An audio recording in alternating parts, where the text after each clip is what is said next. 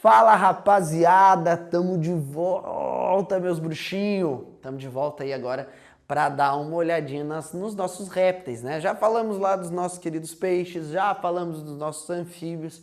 Ah, Alisson, tu vai esquecer dos nossos queridíssimos protocordados e agnatas? Não esqueço. Mas agora a gente já está estudando os nossos répteis.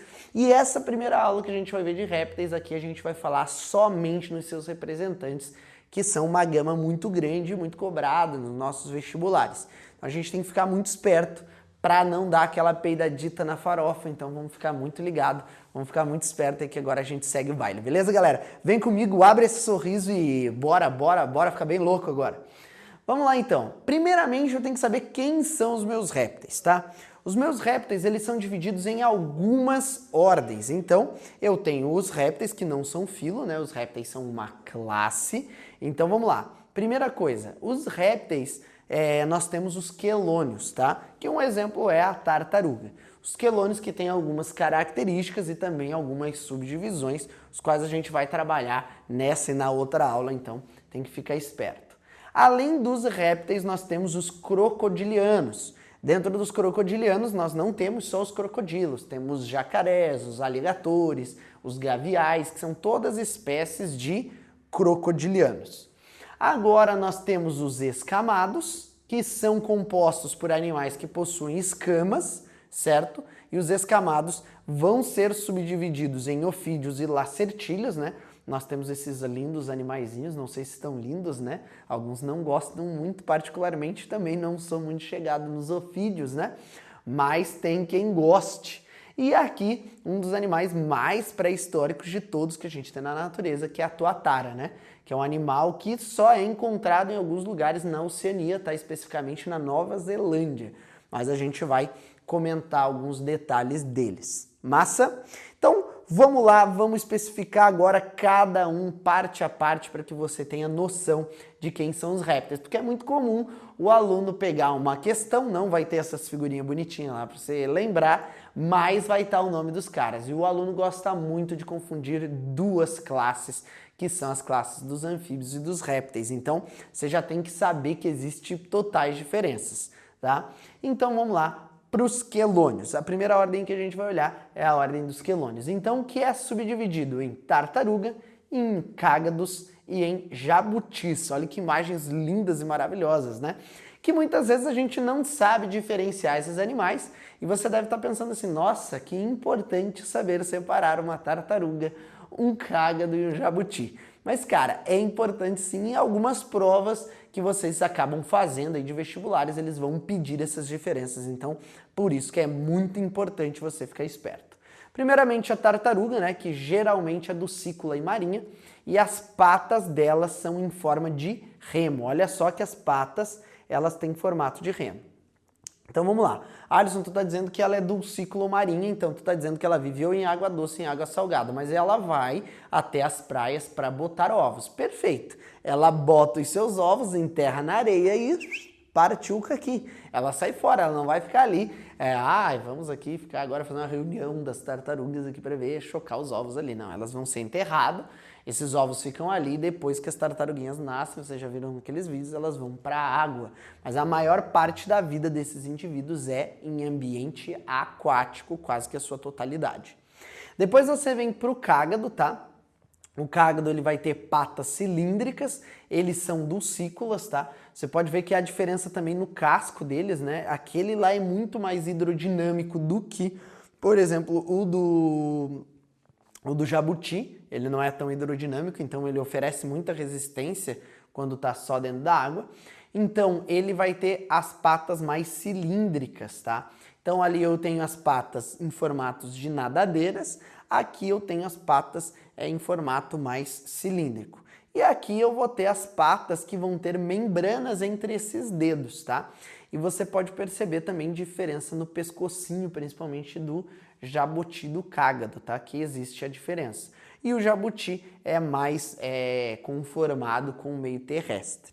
Então, a diferença entre os quelônios é basicamente essa. Você tem que saber que sim, existe. Então, se cair numa questão lá do seu vestibular, afirmando que existe diferença entre eles, obviamente existe diferença entre eles em vários aspectos. Casco, patas, pescoço, todos eles vão ter essas diferenças. Então agora a gente vai dar uma olhadinha nos crocodilianos. Olha só, os crocodilianos eles são divididos em alguns tipos, tá? Então eu tenho os jacarés, eu tenho os gaviais, além dos gaviais eu tenho os aligatores e eu tenho os crocodilos. Galera, qual a diferença entre jacaré, gavial, aligator e crocodilo? Eu acredito que se você olhando para essas imagens, você percebe muita facilidade em diferenciar o gavial dos outros, tá? Que é o quê? O focinho, a boca dele é alongada, olha só. O gavial ele vai ter então esse focinho mais alongado.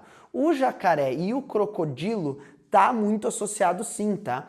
Os crocodilos eles vão ter a boca um pouquinho mais estreita e os seus dentes eles acabam saindo, tá? E aqui o crocodilo você vai ter, que é o jacaré, perdão, que ele tem a boca mais alargada. E a diferença para os aligatores é que os aligatores têm então bem oval essa área da cabeça deles. Essa é uma diferença bem básica, a única coisa que serve para você entender muito bem, eu sou sincero para você que cai direto essa diferença entre jacaré e crocodilo, não, mas cai que jacaré, crocodilo que você mata, você sempre mata essa, que eles são crocodilianos, mas, porém, contudo, entretanto, às vezes a gente esquece dos gaviais e esquece dos aligatores. O mais importante aqui, ó, desse momento é você saber diferenciar tanto um quanto o outro aí, é muito importante. Além disso, nós vamos ter os escamados, tá? E os escamados vão ser divididos também. O que os escamados são divididos? Primeiro, os escamados nós vamos ter as serpentes, né? As cobras, que são os ofídeos, que a gente vai falar um pouco mais pra frente, mas que algumas têm veneno, outras não têm veneno, mas todas elas têm formas de capturar as suas presas, né?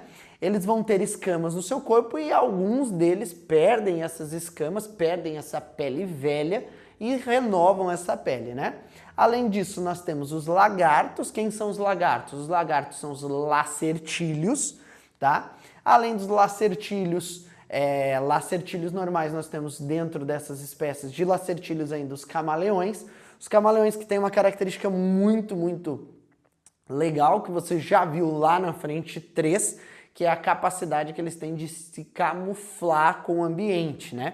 Então eles fazem a homocromia ali, eles alteram a cor de acordo com a situação, né?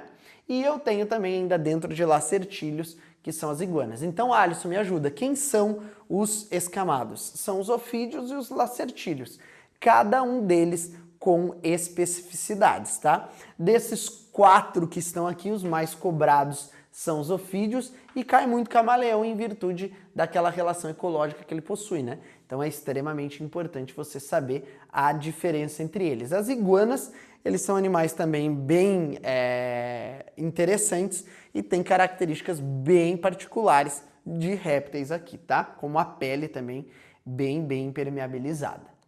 Show? Além deles, nós fechamos então com os nossos queridos rincocéfalos. Quem são os rincocéfalos? O grande representante é a tuatara, que é um animal dos mais pré-históricos de todos e que tem grande capacidade de se desenvolver em alguns ambientes, mas ele só é encontrado hoje em lugares como Nova Zelândia. Galera, o que eu tenho que saber dos répteis? O que eu tenho que saber sobre a classificação dos répteis? Eu tenho que saber que os répteis eles são animais extremamente cobrados no vestibular e uma das principais características é qual a diferença entre um réptil e um anfíbio, tá? E a principal diferença está relacionada à pele deles, porque os anfíbios a gente já viu, ele tem a pele fina e simples e necessita do ambiente para realizar as trocas gasosas, mas esses caras aqui não, eles têm a pele grossa, é uma pele impermeabilizada. E um outro fator que você não pode esquecer e tem que comparar é em questão da reprodução. E algumas provas, naturalmente, vão dizer assim, briófitas e pteridófitas, gimnospermas e angiospermas vão ser comparados a quem? A répteis ou anfíbios? Então você tem que saber fazer essa correlação. Briófita e pteridófita necessitam de água para a reprodução, que é o que os anfíbios, por exemplo, precisam. Já gimnospermas e angiospermas não necessitam da água para a reprodução, como os nossos queridíssimos répteis não precisam. Então o vestibular vai te cobrar isso e você tem que ficar muito, muito esperto para matar esse tipo de questão. Beleza, galera? Aquele beijo, aquele abraço no coração e até a próxima. Valeu, tchau, tchau!